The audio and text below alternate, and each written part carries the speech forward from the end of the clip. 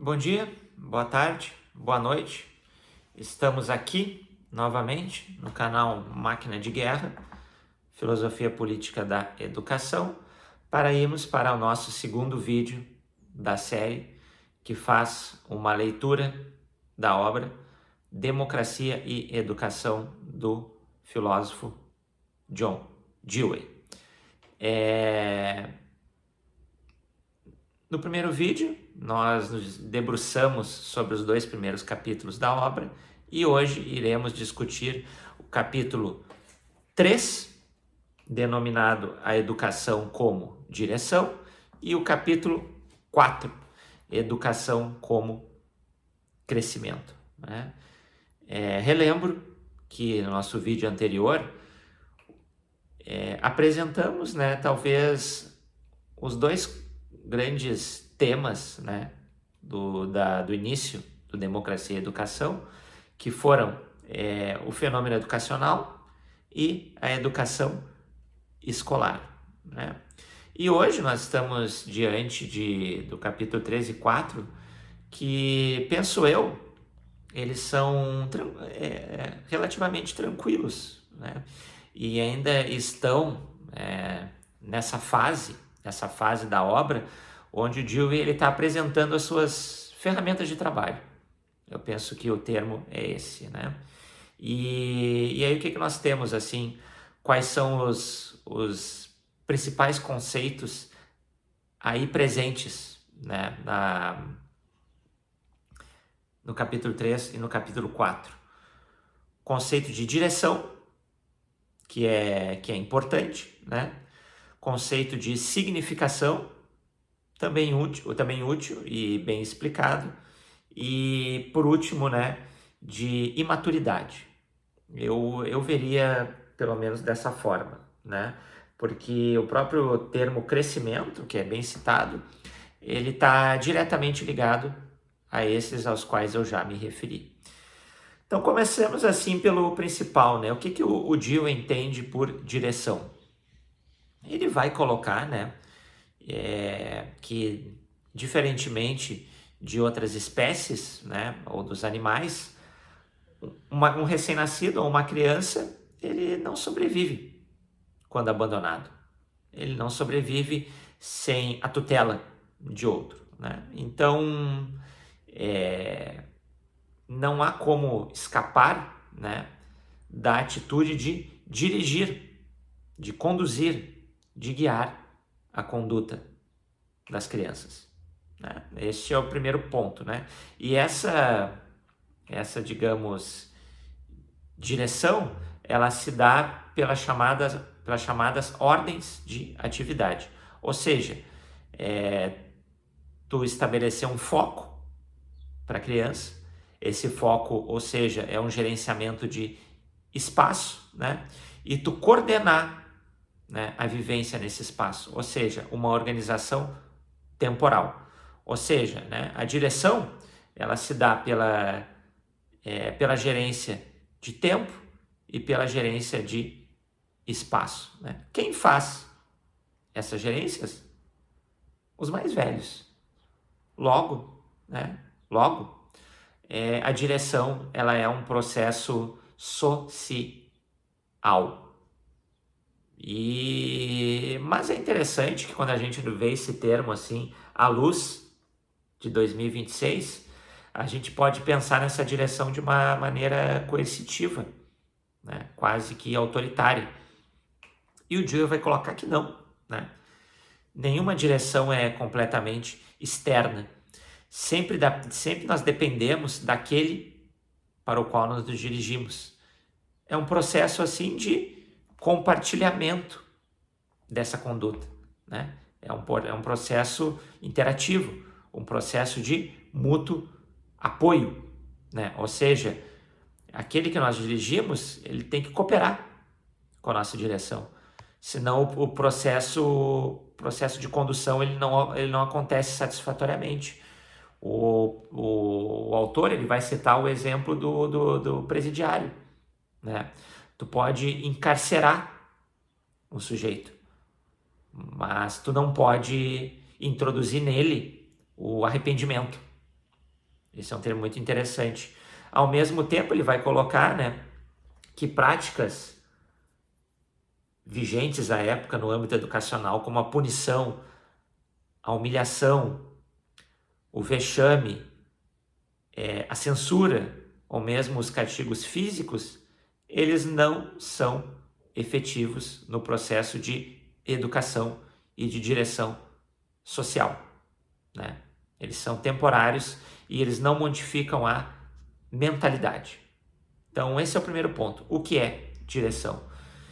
E como essa direção depende de mutualidade, e portanto ela é eminentemente social, o Dewey, ele, num segundo momento, ele vai colocar que existe uma falsa psicologia, né? Que é aquela psicologia que hoje a gente entende por behaviorismo e que na filosofia é chamada de empirismo. O Dewey vai dizer que isso não acontece. Ninguém introduz, né? Ninguém deposita conhecimentos e hábitos, né? Se existe construção de conhecimento, se existe desenvolvimento de hábitos, isso sempre vai se dar por intermédio de atividades conjuntas. E essas atividades conjuntas, né, por sua vez, elas precisam ter, né, e aí vem um termo-chave para vocês anotar na obra do Dewey, significação, né? Ou seja, o que é a significação? Nada mais é que a relação recíproca entre atividades práticas e desenvolvimento de ideias. Ou também, né, a nossa relação com o meio social, onde o meio social, né, nos influencia, como a nossa atividade influencia o meio social. É isso, né, que Dewey vai entender primeiramente como significação, né? Pense então, por exemplo, hoje no termo aprendizagem significativa. Daí decorre. Mas não é só isso, né? Uma atividade significada no âmbito do Dewey vai significar que tenha uma aplicabilidade na vida, que tenha relação, né, com problemas cotidianos e que permita, né, permita ao sujeito, né, nessa situação de aprendizagem, que ele, em situações futuras, ele ative e operacionalize, né, essas interações anteriores, né, que sempre são intermediadas por atos feitos em relações a uns e a outros, né?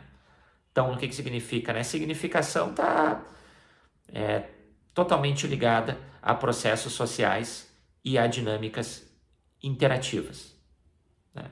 Então, esse é o primeiro ponto.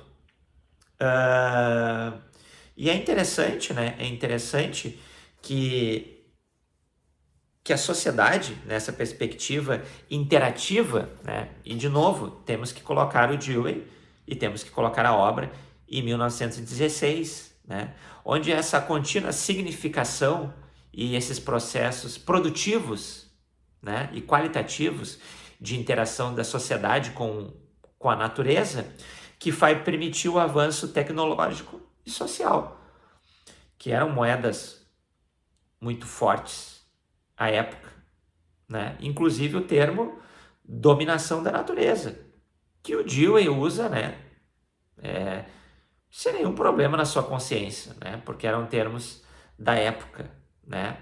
O que significa que a significação ela é prática, né? Ela não é meramente intelectual. Então, o autor ele chega a colocar, bom, na Grécia antiga, ele vai dizer, tivemos avanços, né? Mas tivemos avanços no conhecimento, na epistemologia, na filosofia, no aprimoramento da linguagem. Esses avanços foram importantes, mas hoje nós vivemos numa outra época, onde esses avanços não são suficientes, né? Os avanços têm que se dar também cientificamente, economicamente e tecnologicamente, né? Eles têm que ser úteis, eles têm que servir para ações futuras, né? Isso é também significação. algo que faz progredir a sociedade. Portanto, com isso, o Dewey ele organiza retoricamente o seu próximo argumento, que a escola ela não pode se basear numa educação livresca, verbal e predominantemente objetivada pela linguagem. É importante, com certeza, mas tem que ter impactos práticos, tem que ter interação com o meio social e tem que haver, portanto, encaminhamentos que permitam aos sujeitos futuramente resolver problemas. Isso é um conteúdo escolar com significado no âmbito dessa obra, Democracia e Educação. Então é justamente esse preparo presente na escola proposta pelo Dewey que vai permitir que hoje as atividades que nós fazemos com as crianças façam com que se estabeleça uma marcha cumulativa, que no futuro elas continuem contribuindo para o avanço tecnológico, econômico e científico da sociedade. E as crianças, elas são imaturas, mas a imaturidade na obra do Dewey não é um conceito assim ligado àquela ideia da infância como algo que falta, ou a criança como um pequeno adulto, um adulto em miniatura. Não, a imaturidade é um período extremamente fértil, entre os seres humanos, porque a imaturidade é composta pela dupla dependência e plasticidade. Ou seja, a criança, como eu já havia citado, ela depende da interação, da mediação e do direcionamento dos adultos. Mas é isso que a coloca em sociedade, diferentemente dos animais, que até podem alguns sobreviverem sozinhos, mas não se socializam, não avançam. Então a dependência ela é importante, ela é produtiva. E ao mesmo tempo, a criança tem a plasticidade, ou seja, uma aptidão para recorrentemente, continuadamente, resolver problemas, aprender com as próprias experiências, fazer ajustes, adaptar-se ao meio, colocar o meio sob seu interesse, e com isso antecipar, questões futuras, e fazer intervenções na realidade. Está sempre aprendendo, portanto. É o aprender a aprender. Esse termo, inclusive, está no capítulo 4 do Democracia em Educação. Ou seja, ele não é nada recente. Então, a imaturidade ela é produtiva, ela é extremamente importante. Bom, chegamos ao final, onde o Dewey vai dizer que a educação, mais uma vez, ela é a vida, portanto, questões da vida devem estar presentes na educação e, portanto, na escola, que tem que reconstruir, reorganizar, aplicar conhecimento, de modo que o capítulo é encerrado com uma forma que o Dewey vai propor a partir do qual se pode avaliar se a educação é boa ou ruim. Qual é a fórmula? Fazer a seguinte pergunta, essa educação que está acontecendo em determinado lugar, ela promove crescimento contínuo e significativo? Essa é a pergunta. Obrigado.